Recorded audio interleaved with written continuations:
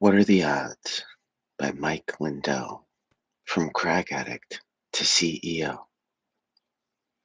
Digital Law holds and owns no copyrights to the reading of this material is for educational purposes only. Continued. Chapter 39. Never look back. I didn't know it then, but by the time Kendra and I met, she had been praying for my company for a month. In fact, I later learned that was the whole reason she agreed to meet us in California.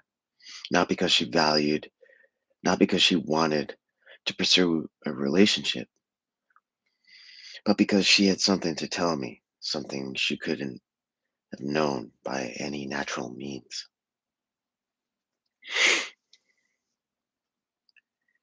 I sense there's a great drain on your company from inside, Kendra said over lunch. It's dire. You're about to lose everything. How does she know that? I wondered. From the outside, my pillow still looked like a successful company. My product was for sale in major retailers all over the country. By then, my infomercial had appeared so many times that people were starting to stop me in the street. But with Kendra, I felt comfortable admitting the truth. You're right, I said. We're $6 million in the hole.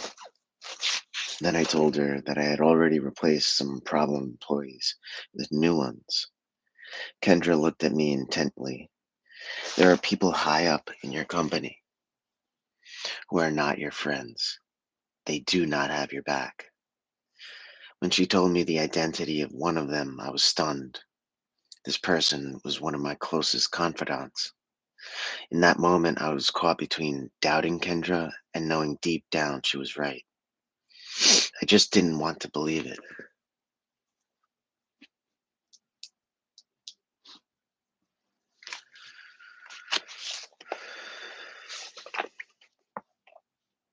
As soon as I got back from Texas, I started asking questions. It didn't take long to uncover the core of the problem. After a day of confrontations and with my hearty approval, two of my top managers resigned. Both departures made me realize that if I were going to be a great CEO, I had to learn how to do it right. I had to develop boundaries. I had to cut out all distractions and put my company first. I had to make the most of my natural strengths and develop new strengths where I was weak. From that day on, I dipped into every part of my business as if it were the only part.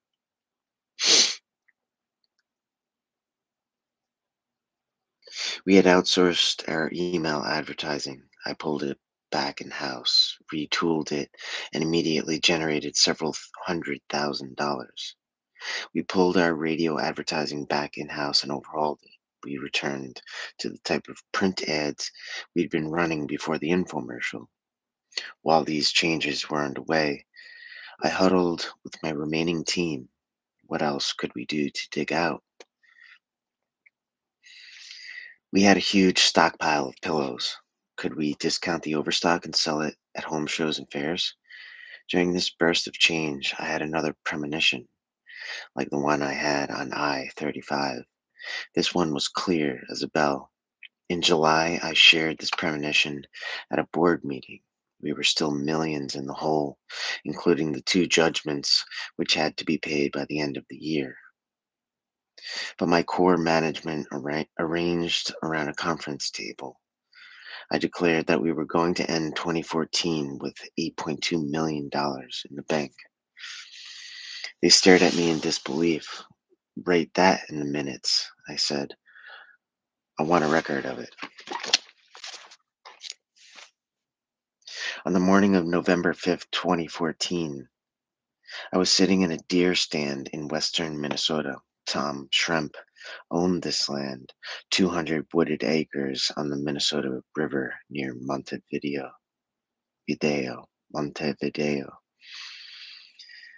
I'd driven out with Tom along with a few other hunting buddies.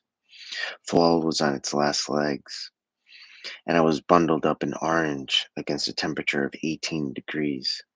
Pretty cold, but not the frigid weather we'd endured in other seasons. I sat quietly and listened. It was about 10:30 a.m. The deer were most active in the early morning, and in the early evening, just before dark, a couple of guys in our party had already claimed their deer. But now, at mid-morning, the woods were still. I laid my Benelli Black Eagle aside and quietly unwrapped a sandwich. Troubles at my pillow were still weighing me down. With our overstock of pillows and only a trickle of sales, I'd laid off hundreds of people. It was one of the hardest things I'd ever had to do. I kept a core staff and told my managers that when we made it out of the slump, we were probably going to have to sew and make pillows ourselves, as we had done before the infomercial.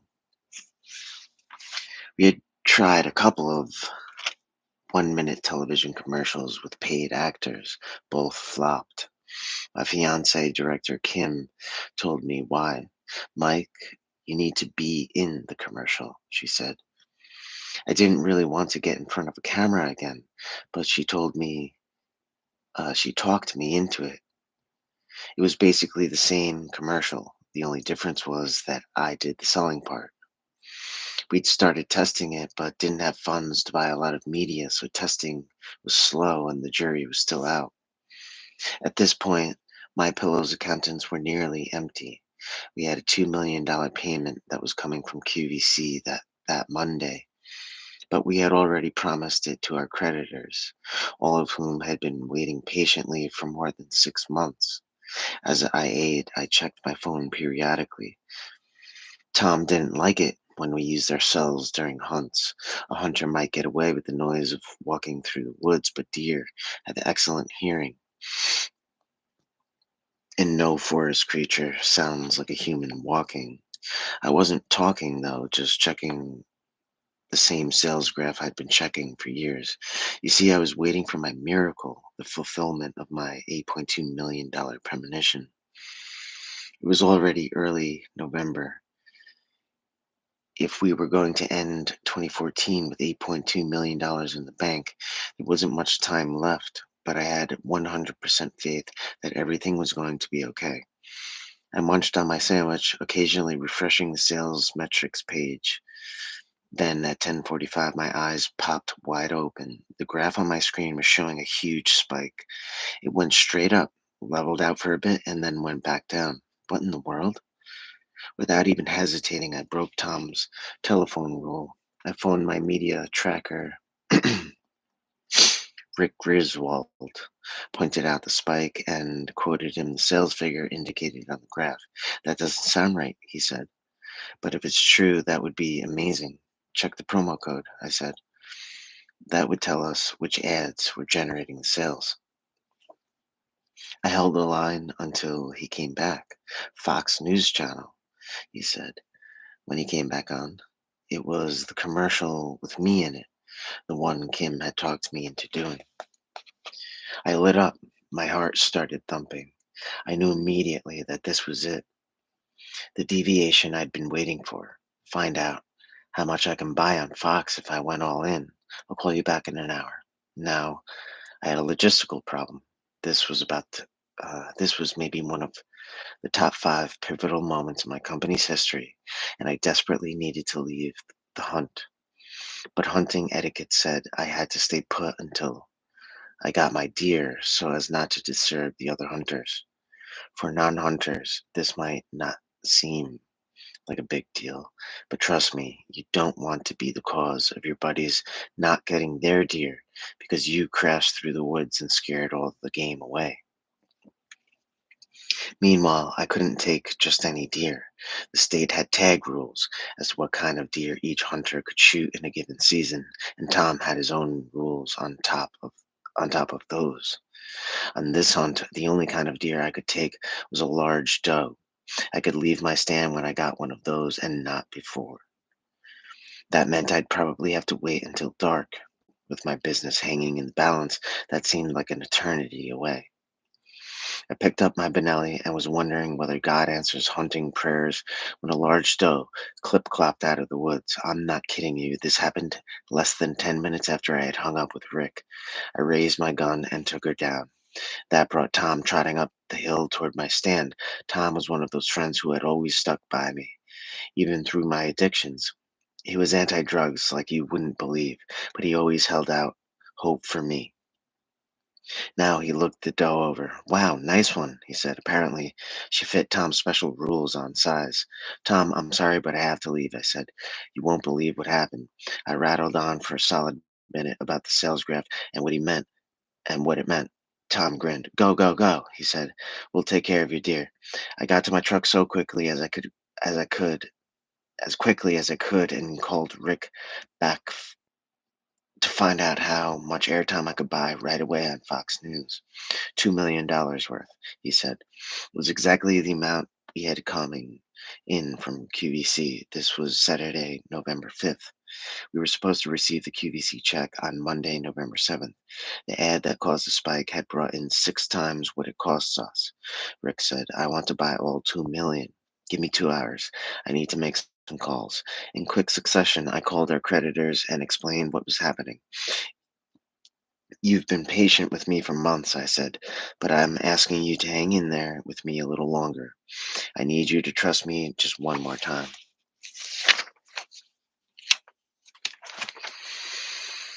When every single creditor said yes, I called Rick back and told him to buy it all. Next, I phoned Kim and Jessica. "When you get the QVC check on Monday, send it to Life Brands. We're going all in with the commercial on Fox News." I wasn't buying a political point of view. I was investing in the spike I saw on the graph. You've got to remember, I've been in a drug-induced cultural coma for over 30 years. I didn't know Fox News from ABC News or MSNBC, but it turned out that Fox's politics actually helped us. The national midterm elections had taken place that Tuesday.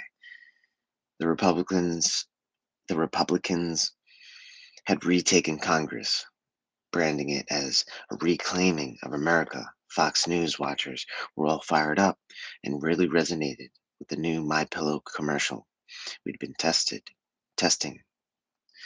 The one with me talking about my invention made a small town, USA.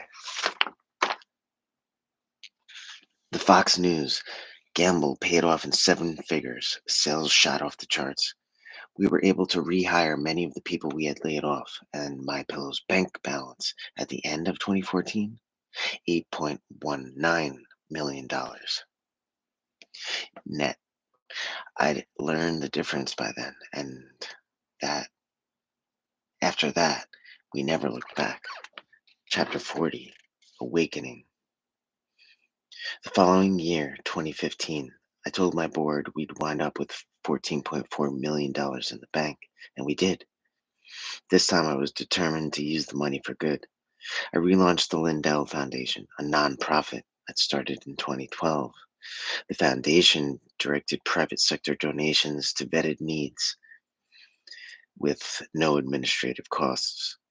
We also began offering in-house innovations for MyPillow employees. For example, if we discovered that an employee was struggling with drugs or alcohol, we didn't fire them. Instead, we paid for treatment and also paid them wages when they were in recovery.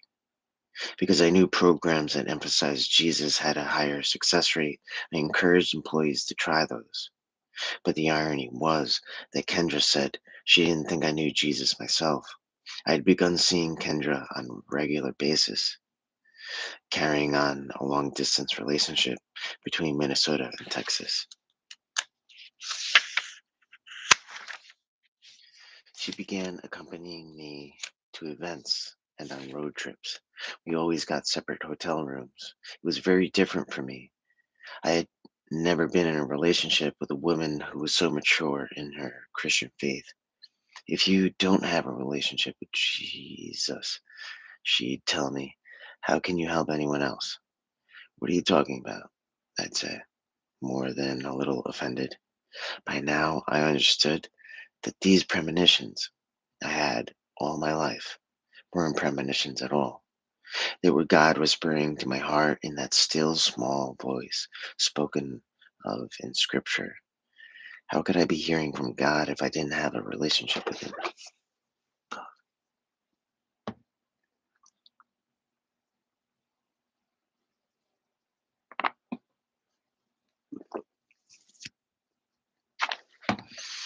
I already felt spiritually inferior to Kendra and also to her new friends, Stephen and Kenya Baldwin.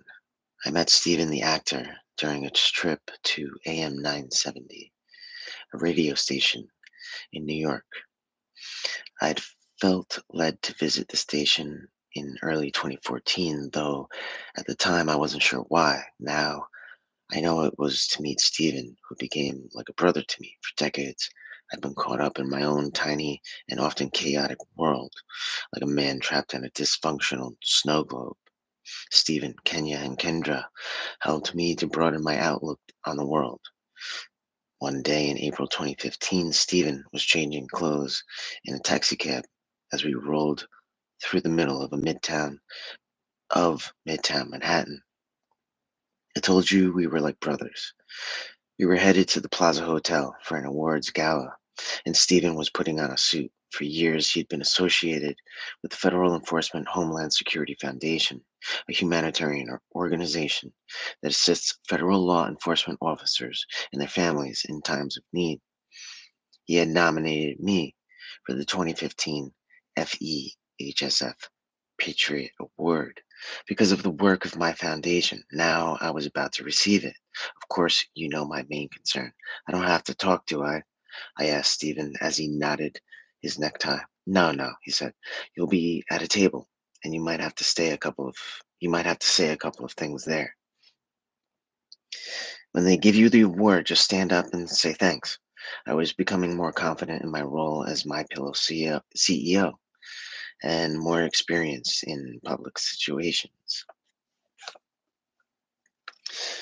But speaking in front of people still terrified me, and speaking in front of a room full of intelligence and law enforcement agents. Are you kidding me?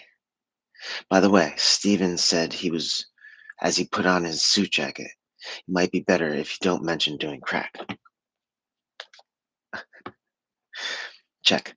Don't tell crack stories to law enforcement types. Where we got to the plaza. When we got to the plaza, I discovered that Steven had been soft selling me. One of the first things I had to do was give an acceptance speech. I stood up and blurted out something about my pillow. Thanks for the award, blah blah blah.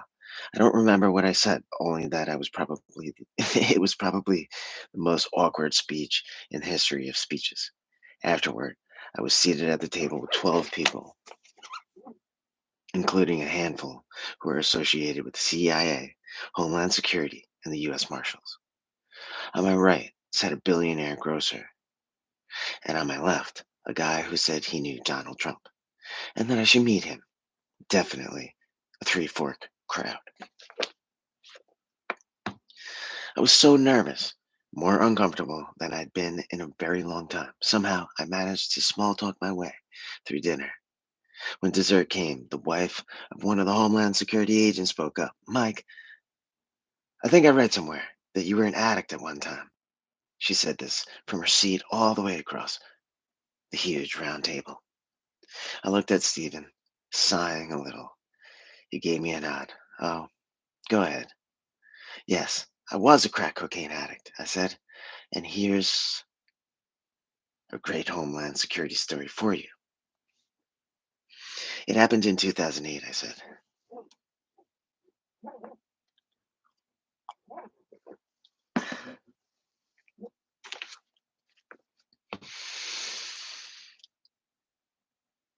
When my crack addiction was at its worst. I was driving across Wisconsin on my way to a home show. My truck bed was filled with pillows that were vacuum packed, 12 to a bundle, stacked 3 feet higher than the cab of my pickup truck. and secured by bungee cords. It looked like I was carrying a giant marshmallow. Meanwhile, I had brought along a large personal carrying, uh, a large personal supply of cocaine. After a while, I noticed that a helicopter had been flying behind me for a weirdly long time. Why would a helicopter be following me? I wondered. Maybe I was just paranoid. Or was I? Suddenly, I rounded a bend in the road and saw emergency lights spinning all over the place. It was a roadblock set up just for me. When I came to a stop, agents ordered me out of my truck and conducted a thorough search. Of course, all they found were pillows. I told my dinner companions it was all a misunderstanding.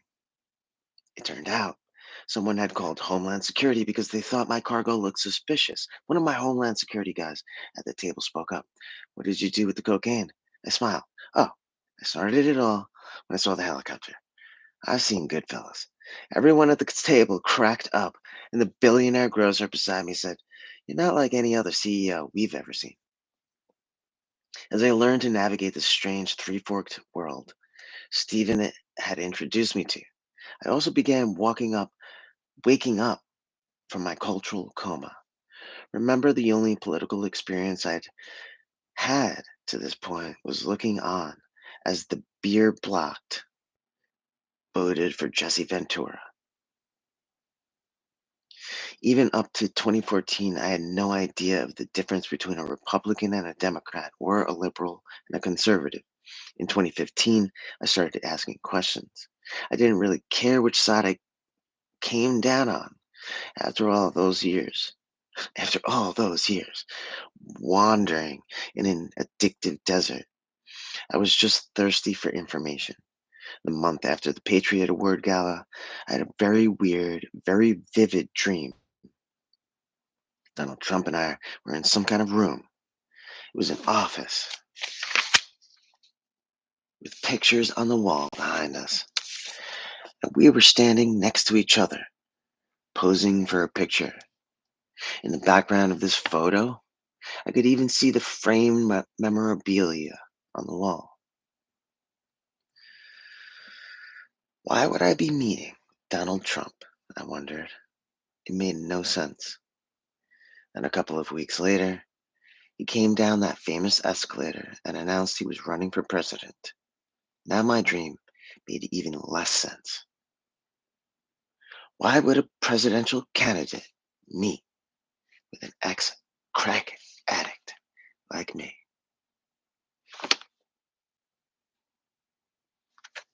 Chapter 41 Branching Out. Later that year, Stephen, Kenya, Kendra, and I, Salem Radio, on a tour of Israel, joined Salem Radio on a tour of Israel. On the long plane ride over, I told my friend, radio host Kevin McCullough, about the dream I had. He started telling me more about politics. I still knew almost nothing. I was like a student in elementary school who was just being introduced to an entirely new subject. As Kevin began explaining some of the views on both sides, I found that most of the things I cared about came down on the conservative side. This wasn't a value judgment, it was just the way things fell for me.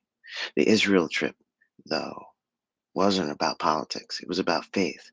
And in that beautiful country, my faith grew even stronger. There were things I'd wondered about since I was a kid, lying in bed wondering if God lived on the other side of infinity. In Israel, I was able to put tangible evidence to things I had only remembered hearing about in Sunday school or in movies. For example, the garden tomb that is thought to be the tomb where Jesus was buried and rose again, the Dead Sea Scrolls, and how the discovery confirmed that many Old Testament biblical texts were at least 1,000 years older than previously thought. How the scrolls had been passed down through centuries with hardly any change. We visited archaeological digs dating back to the time of Jesus. One evening, as I stood on the shore of the Sea of Galilee in the glow of the most unbelievable sunset I had ever seen, I could feel God's actual presence. And it wasn't only me. I hadn't thought Kendra's faith could be lifted to another level, but just being in the Holy Land filled her with so much joy and experiencing it together brought us closer. During our tour, Stephen, Kevin, and some of the pastors would get up and offer sermons or remarks. A couple of times, Kevin said, "Hey, Mike, why don't you get up and say a few words?" I also brushed him off. I had always admired people who get up and make an unscripted speech and hold an audience attention. But I knew I could never do anything like that. Besides, it was enough for me just to be in this amazing country and see so much evidence that supported my faith. Israel was to me a beautiful, peaceful place. I had never felt so safe, inside or out. A few months later, February 2016, I found myself in a discussion about the direction of the country at the National Prayer Breakfast. Kendra and I had been invited, along with Stephen in Kenya. During the Friday night breakout session, I met Bob Dees, a retired Air Force general. At first, I was a little starstruck. Wow, this guy's a general? I had met others in the Three Fork crowd who definitely had a better than you attitude, but Bob turned out to be a pragmatic, down to earth guy who put me at ease. I talked with him for over an hour, and he would later join my foundation board. The next day, Saturday, February 6th, was the actual prayer breakfast. I don't know what I had expected exactly, maybe church on steroids, but as I listened to President Barack Obama's keynote speech, I knew this wasn't it. I had never been in the same room as a US president before, and I should have been more impressed, but early in his speech, the president began drawing a comparison between the current epidemic of Islamic Jihad that has killed tens of thousands around the world and past abuses of Christianity, such as the Crusades. I understood that he was trying to lift up the values of all faiths and not elevate any one above another. His effect, though, was to take Christians down a peg, to say that Christians ought not to get too high and mighty, since our history includes violence too. I sat there thinking that you probably don't have a very good argument when you have to go back 500 years to make your point. After the breakfast, someone came over and told Stephen and me that we had been selected as part of a group of 12 people who were to gather with Dr. Ben Carson, who was still running for president at the time. My friendship with Stephen was helping me get over my tendency to be starstruck. After all, how was I going to keep rubbing shoulders with the Three Fork crowd if I couldn't get past an actor? But the idea of being in this small group of strangers turned me into a nervous wreck. When the time came, Stephen and I went to a breakout room where I suddenly found myself surrounded by people talking about God and politics. Even though the Israel trip had strengthened my faith, that didn't mean I was ready to talk about it. As you already know, this was the complete opposite of Kendra. As our relationship progressed, I had continued to watch her. Kendra seemed in touch with God in a very special way. Of course, sometimes I thought she was a little too in touch with God. I was driving down the road lost one day, and she said, "Let's pray about which way to go." "I'm going to pray the GPS works," I said. Still, I wanted what she had. Now I was standing in this breakout room, waiting for Ben Carson, with what seemed like a whole room full of Kendras. I thought, what am I doing here? Finally, Dr. Carson walked in. Stephen introduced us and reminded us that Dr. Carson was running for president. Knowing I was nervous, Stephen broke the ice. Mike, he said, what would your slogan be if you ran for president? It was a setup for a punchline we discussed before, based on the way I pronounced the word wash in my commercials. I wasn't sure I should say it, but I did anyway. Vote for me, I said, smiling. And I'll put the R back in Washington. Dr. Carson cracked up, and I breathed a sigh of relief. I could talk now. I could be myself. The dozen people in the room gathered in a circle, and I began talking about the critical importance of the 2016 election.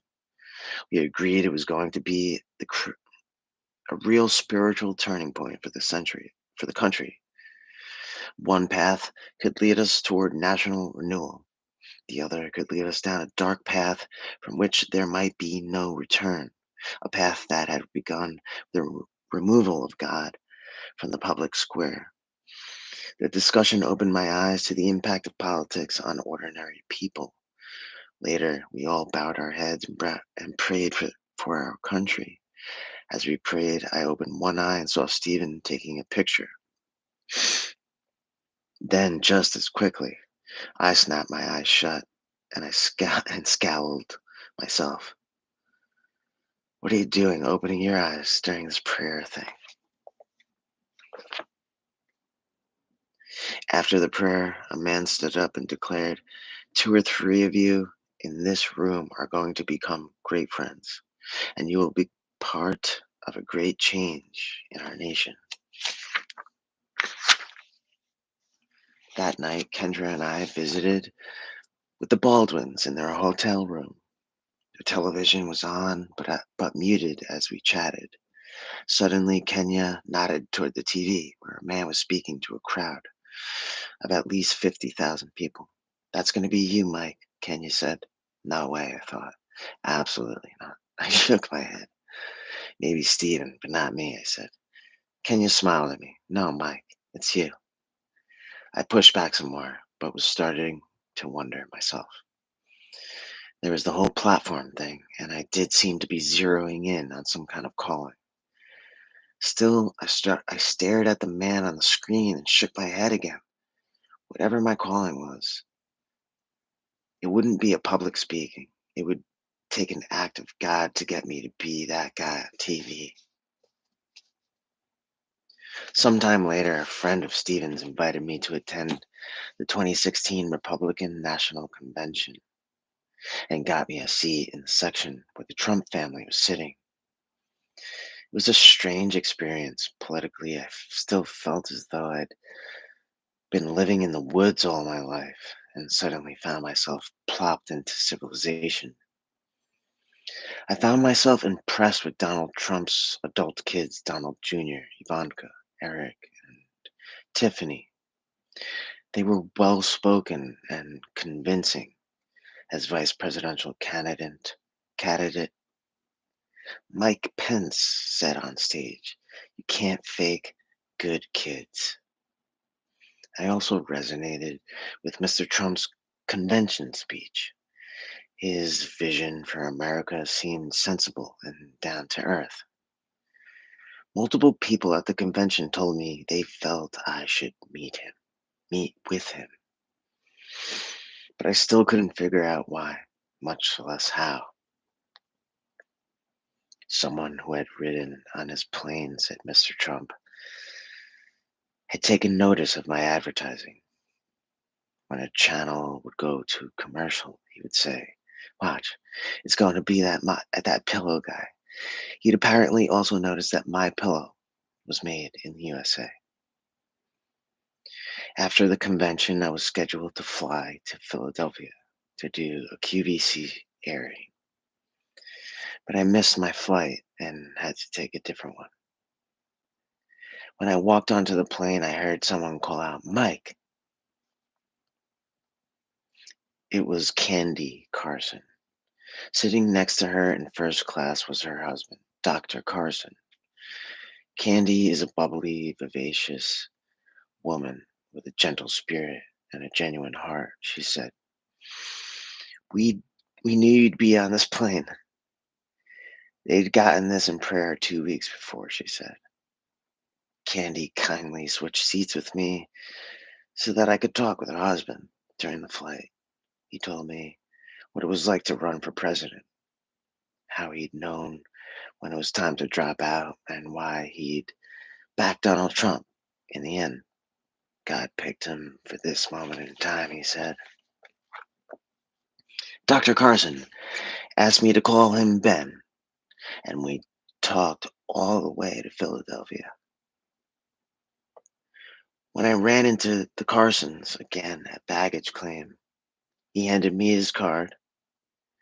In the space of that plane flight, we'd formed a friendship that would stretch far into the future. After the QVC segment in Philly, I headed back to the airport, stopping in at a bookstore for a magazine to read on the flight home. On the plane, I opened the magazine to an article about Mr. Trump. As I was flipping through the pages, my eyes fell on a picture of the candidate in his office at Trump Tower. The wall in the office was the same one I had seen in my dream.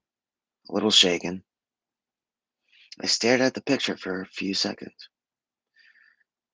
Then I closed my eyes and prayed, God, I don't know what's going on here. Please show me. In the middle of that prayer, my phone pinged. I opened my eyes and I looked at the phone. On the screen was a text message with an invitation. Donald Trump wanted to meet me at Trump Tower in New York. Chapter 42. Confirmations. The text inviting me to Trump Tower floored me.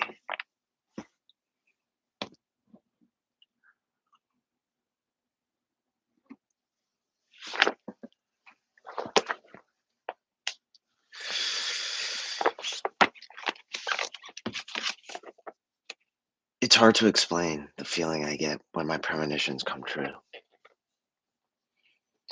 But this was beyond anything I'd ever experienced. The timing of the invitation, occurring right in the middle of my prayer, was unbelievable. I was excited to meet a presidential candidate, but this time wasn't at all about that. What brought tears to my eyes was the fact that it seemed God had spoken directly to me in real time. It was surreal, astonishing, and extremely humbling. The meeting was set for Monday, August 15th, 2016. Kendra and I flew to New York City on Friday, August 12th.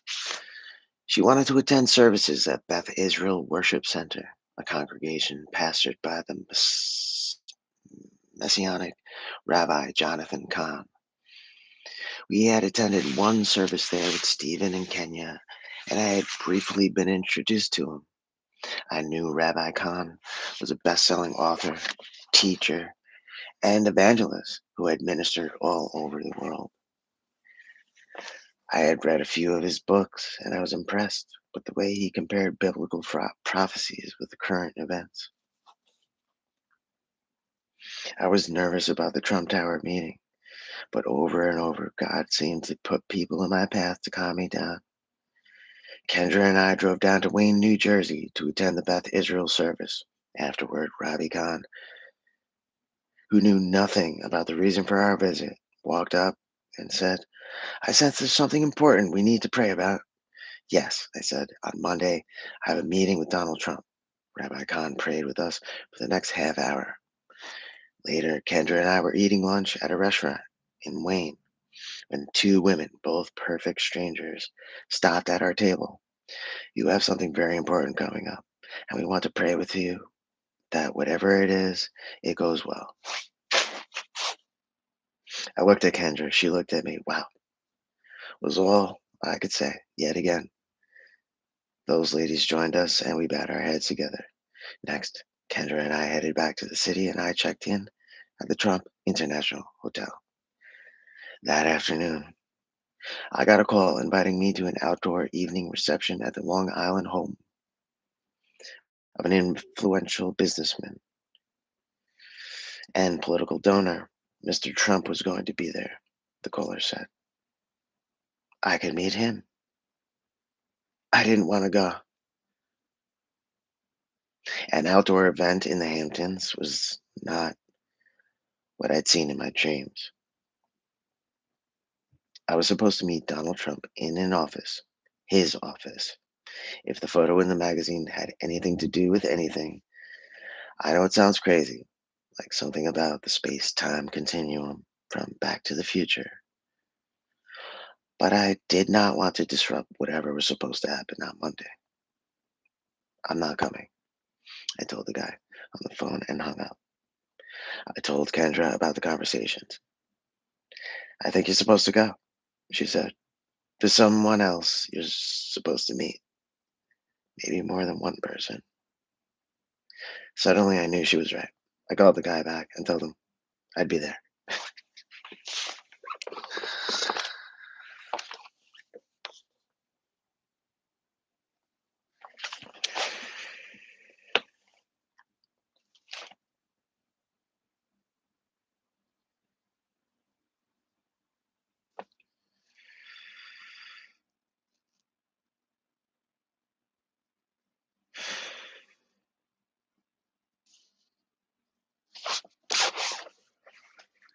That late summer evening, I drove through one of the fanciest parts of the Hamptons, wondering briefly whether there was maybe something higher than a three-four crowd. When I arrived at the businessman's impressive estate, I was ushered around back, where I saw a spotless white outdoor canopy set up on a lush green lawn. I was surprised at how few people were there, just a couple dozen mingling over cocktails.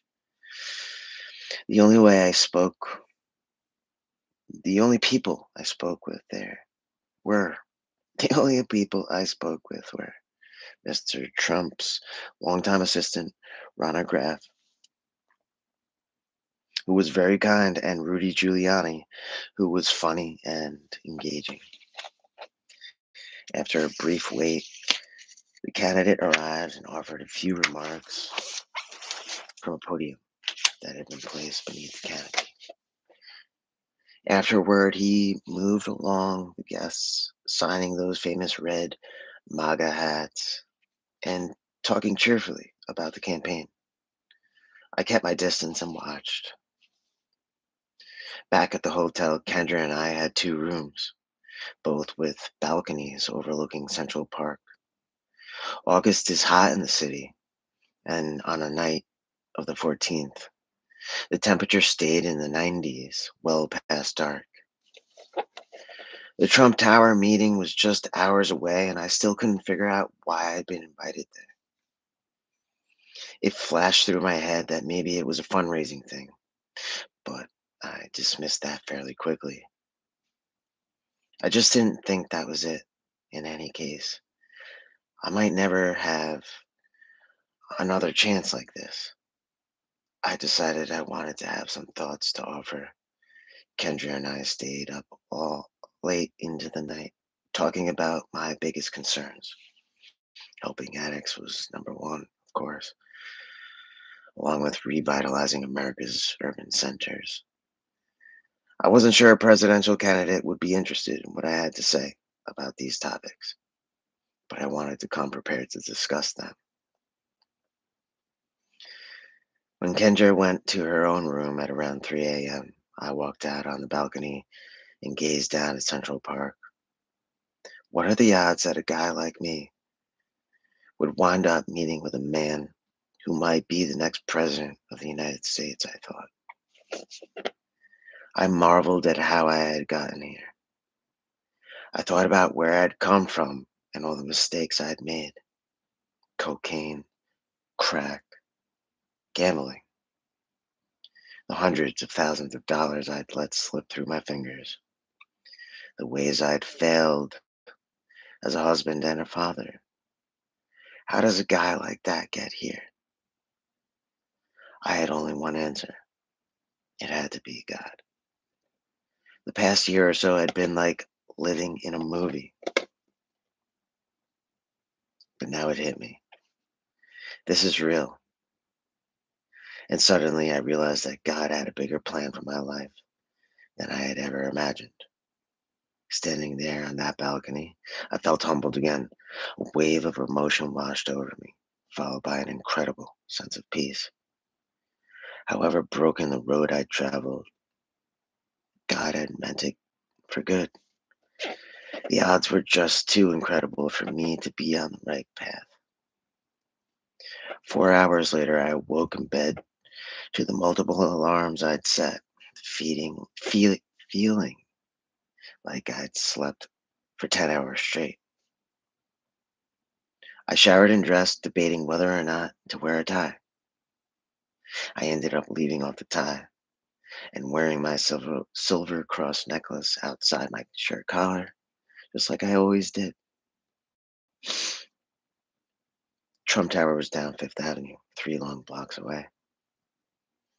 I decided to walk and arrived early, taking a seat on a bench in the lobby.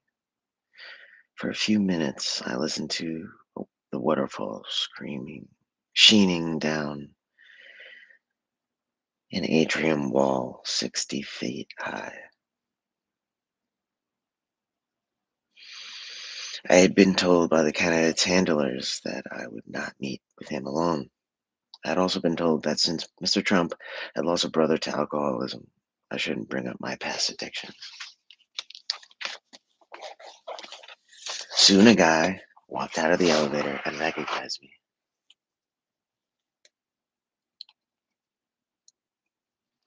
He was a fundraising type, I think, and he offered to take me up. We exited the elevator on a floor containing a suite of offices. Were cleared by Secret Service agents and entered a little lobby. There was a bench where I could look down and see Manhattan. I sat down. It was 9:37 a.m. Sitting in that lobby was very much like sitting at my pillow. This wasn't a waiting room, but a place where business was happening. People strode back and forth, looking busy and efficient.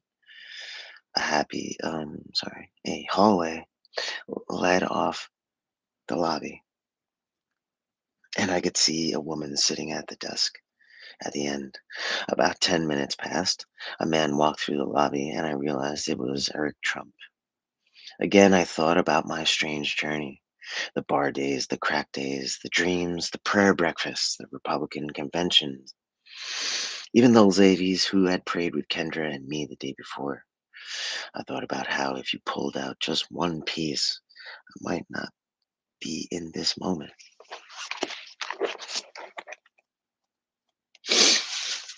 5 more minutes passed, and now 3 campaign guys gathered around me. These were the people who evidently planned to be in the meeting with me, and we made a little small talk. Then, at exactly 10 a.m., a controlled chaos broke out.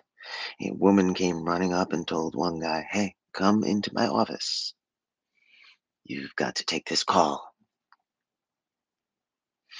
She pointed at another man and said, "You need to come too." Then the last guy's cell phone rang. "Hold on, Mike," he said, then walked a few feet away to take the call. With the minute hand just past 10 a.m., and the last guy deep in conversation on his phone, I saw the woman from the hallway desk walking toward me.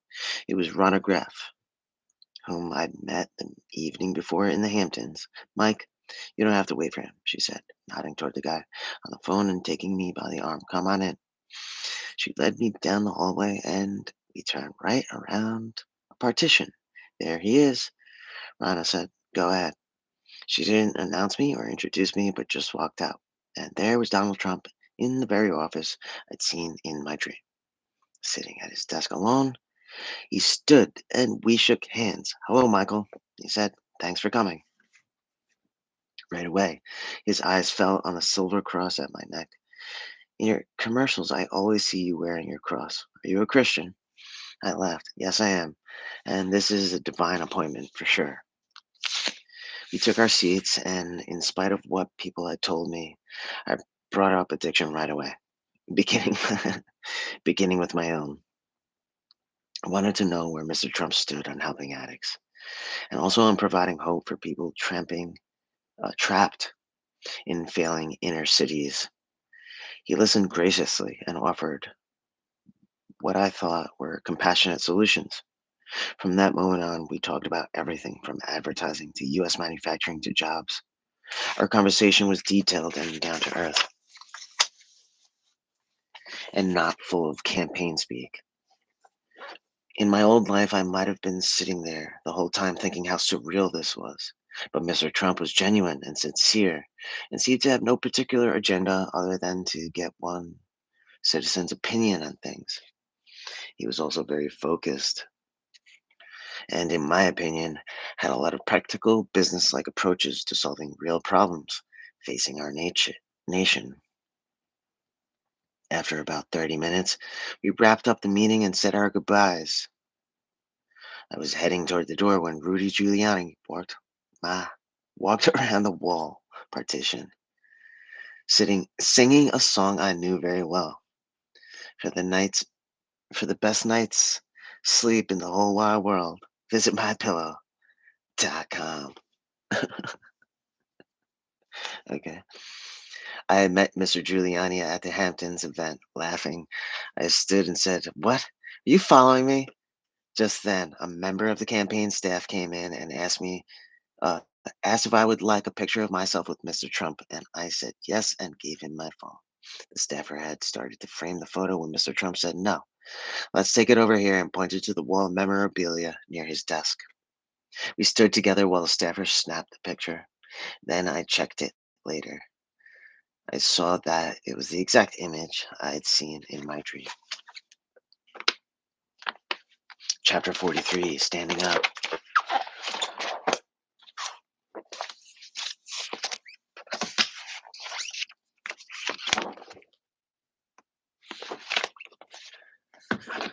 When I walked out of his office, I knew I would support Donald Trump for president 100%. I couldn't wait to tell Kendra about the meeting.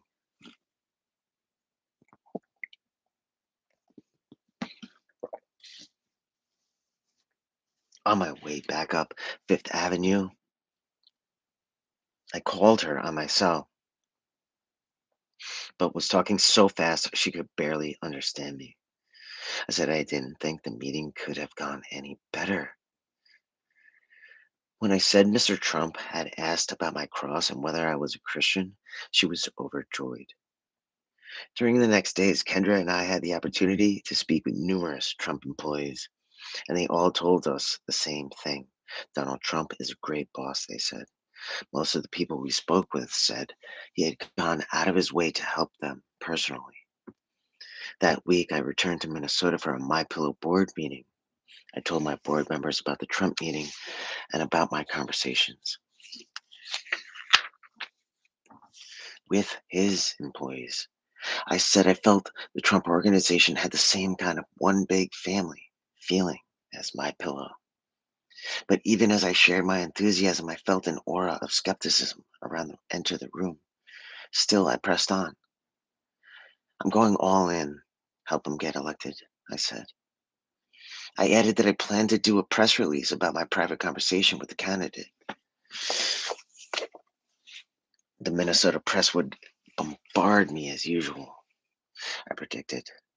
Then I could talk about why I thought Donald Trump would make a great president. My corporate attorney spoke up immediately. Mike, I strongly advise you against going public with this. It will cost My Pillow dearly. Suddenly, I felt flushed with annoyance. Of course, I was concerned about my company's standing, but there were larger issues here. Not wanting to show the extent of my irritation, I got up and left the boardroom. Jessica Maskovich, now My Pillow's chief marketing officer, followed me out and stopped me in the hall. She expressed her profound disagreement with my attorney and said, Mike, We didn't get this far by you not listening to God. I looked at Jessica for a moment. Then I turned, walked back into the boardroom, and said, we didn't get this far by me not listening to God. The next day, I did the press release. As My Pillow's profile had grown over the past couple of years, the press had begun reaching out to me on a regular basis, especially when I announced anything new. But this time, my phone never rang. What I got instead were messages from multiple media outlets calling me racist and evil. I was completely taken aback. None of those who sent the messages wanted to know why I met with Mr. Trump or what was said. Not a single media outlet, from radio to TV to print, wanted to know what led me to announce my support. Just the fact that I'd met with Donald Trump had somehow turned me from local guy done good to media enemy overnight. My emotions went from anger to complete discouragement. This was my first glimpse of how unfair the press can be. Now I face a choice. I could retreat and go silent to the interest of protecting my business, or I could go all in, knowing there would be no turning back. I went all in. In 2016, I went to two of three presidential debates. Stephen and I flew together to the third one, which was held in Las Vegas, sitting in a window seat, looking down on the city where my first and most serious addiction began. It was like flying into a time warp. This was the place where the hook was set, the place where I had turned $5 silver into thousands, and thought what would turn out to be one of the most misguided and ultimately self-destructive thoughts of my life. This is the easiest thing in the world. My life and God was so different now as we landed at McCarran Airport. I knew I'd left the past behind forever. Stephen and I took a car to the University of Nevada, and I listened as Fox News journalist Chris Wallace moderated the debate between the candidates, Donald Trump and Hillary Clinton. There were cameras everywhere. I must have gotten 27 texts from friends back in Minnesota saying they heard Fox News' Neil Cavuto asking on the air, why in the world would the My Pillow guy? Why in the world the My Pillow guy was at the debate? Afterward, I was surprised to be invited along with Stephen into the spin room where the media interviews the candidates, surrogates,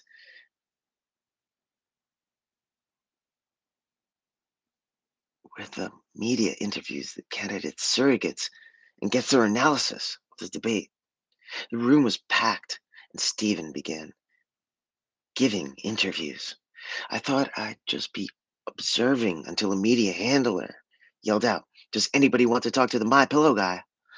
Several reporters yelled back they did. The media were crowded behind a rope line, and the first reporter to get my attention was Kennedy from Fox Business News. I told her I was there to give my credibility to Donald Trump. Then a reporter from a national cable news channel called out, hey, Mike Lindell, you always wear your cross. What do you think of the Access Hollywood video? She was referring to the video of Donald Trump and Billy Bush, recorded 11 years earlier, that was being played over and over in the media at the time. Looking back, I think the reporter thought she had a gotcha moment. What would a guy wearing a great big cross have to say about the candidates? Cross. Crass. locker room talk about women. I was a crack cocaine addict for years, I told her. And by the grace of God, I quit overnight, but I'm still in transformation. Recently, I met Donald Trump. He was so different from the man in that video. The guy I met must be in a really amazing transformation too. And did you know that Phil Robertson recently shared the gospel with him? Never mind, the reporter said, cutting me off. She gestured to her cameraman to stop recording. Apparently, I wasn't telling her what she wanted to hear, but soon another reporter came along, and I said I thought Donald Trump was going to be the greatest president we ever had. By the time people in my life had gotten used to telling me one crazy premonition or another, they had gotten used to the fact that if I told them something was going to happen, it did. Right after the third debate, I had another visual premonition. Donald Trump was speaking at a rally in Minnesota, and I was speaking there too. When I told my friends about this day, they said, Mike, Trump's not going to waste his time there. Minnesota hasn't voted for a Republican presidential candidate since 1972. That surprised me. Then I learned it was true. Even when every other state in the country went for Reagan's in 1984, Minnesota voted Democrat. Now, as time ticked toward Election Day, the campaign announced no plans to stop in Minnesota. 4 days before the election, Stephen and I flew to Las Vegas. A group of his friends had invited us to attend the championship welterweight fight between Manny Pacquiao and Jesse Vargas. It turned out that Manny was also a Christian. On fight night, as music thumped in the arena, Stephen and I gathered with Manny and others to pray before the bout. Afterward, my group took seats in the first or second row ringside, and I took a moment to look around. The seats around me were dotted with celebrities, and I reflected again on my long, wild history with Vegas, a town that had nearly been the end of me. I couldn't count the number of times I'd been card counting. I'd count, I'd card counted there. Here, I couldn't count the number of times card counted here.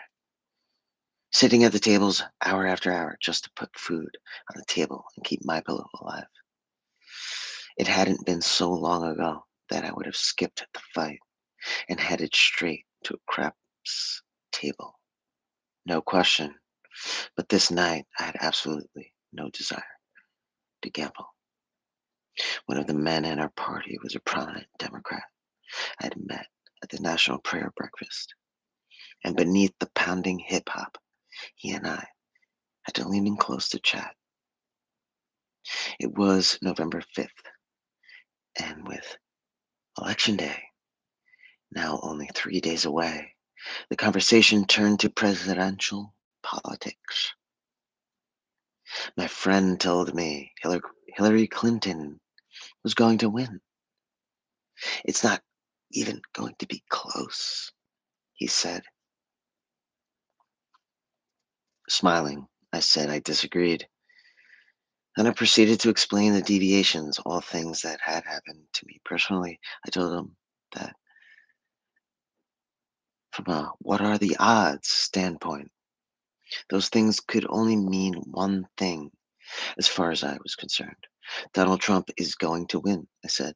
Of course, my reasoning didn't square at all with either the Electoral College map or the polls. My Democrat friend was genuinely nice. About what naive prediction? About my naive prediction.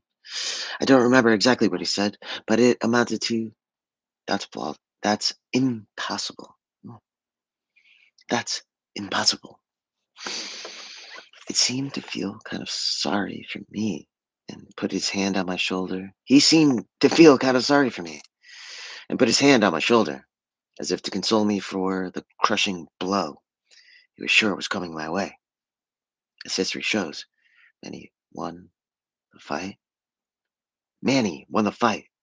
Afterward, Stephen and I went to a restaurant with a large group that included Larry Ross, a longtime friend of Billy Graham's. While we were eating, my phone rang.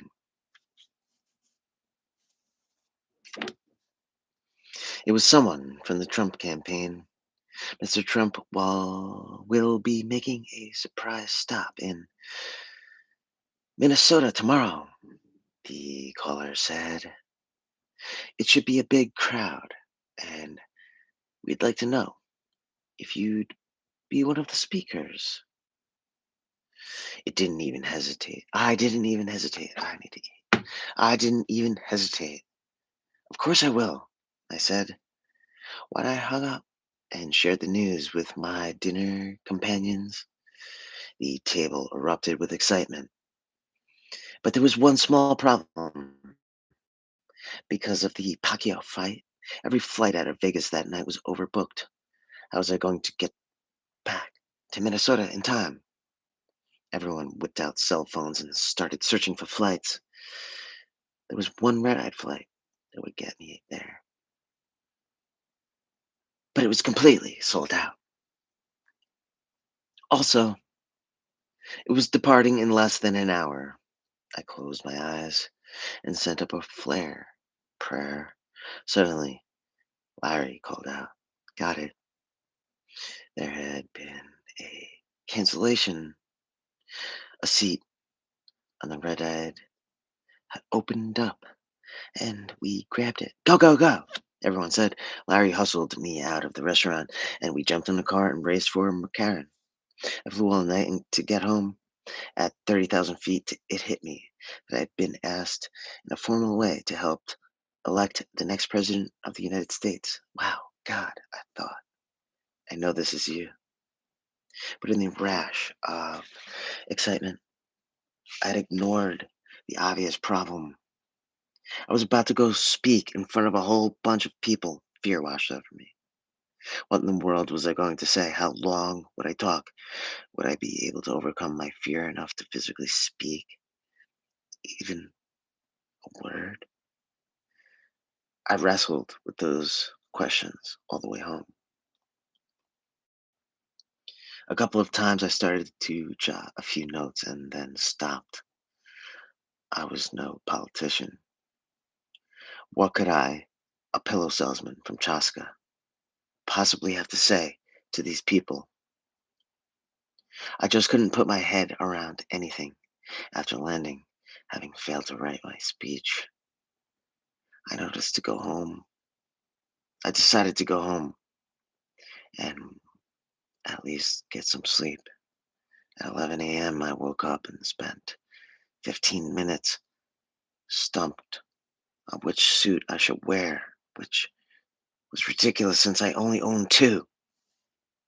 This whole thing had happened so fast that I didn't post the event on Facebook. I didn't even have time to grab my kids or anybody to come with me. Only my COO, Kim Rasmussen, would be there since had called her the night before. When I pulled up to a private hangar at Minneapolis St. Paul Airport, I saw a huge sea of people. I couldn't believe it. The crowd had to be in the thousands. Fear swamped me again. Though the candidate wasn't supposed to be there for hours. The lines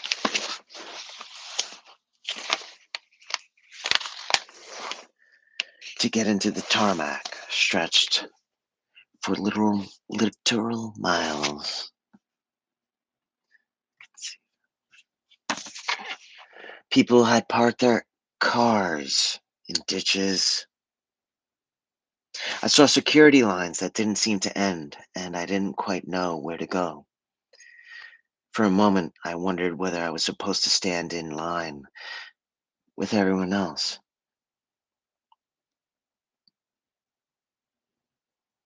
In the end, I decided to walk up to the front and ask for instructions.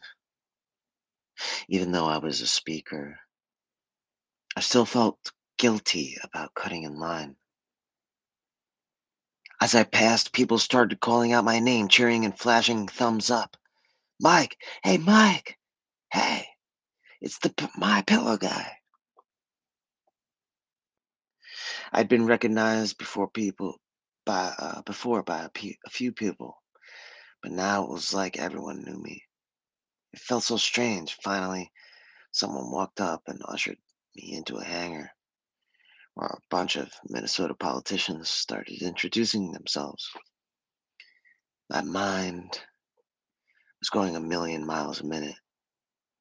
What? How? Why? What am I doing here?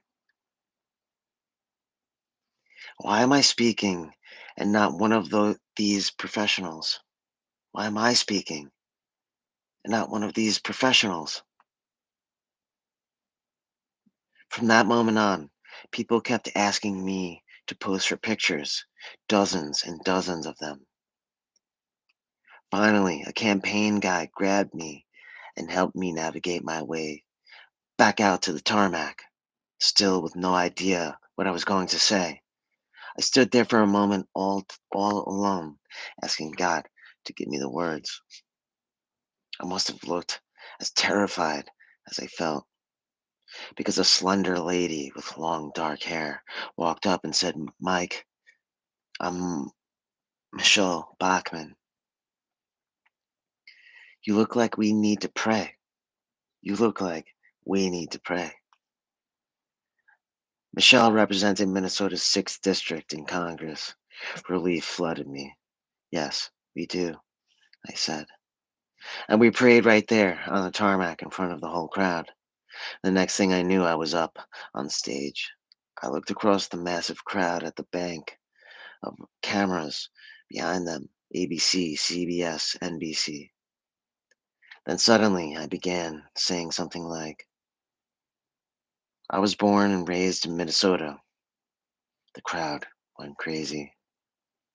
I don't remember what all I said, just that I probably told my story, that I was a recovered crackhead, that I didn't know anything about politics, that I had experienced a series of little miracles. Each time I paused, the tarmac rang with cheers. I do remember one of the last things I said. I pointed at the media standing behind people. They were wrong, I said. Donald Trump will win the election, and he will be the most amazing president this country has ever seen in history. Next is Chapter 44, Full Surrender. Digital Hawk holds and owns no copyrights to the reading of this material. It's for educational purposes only.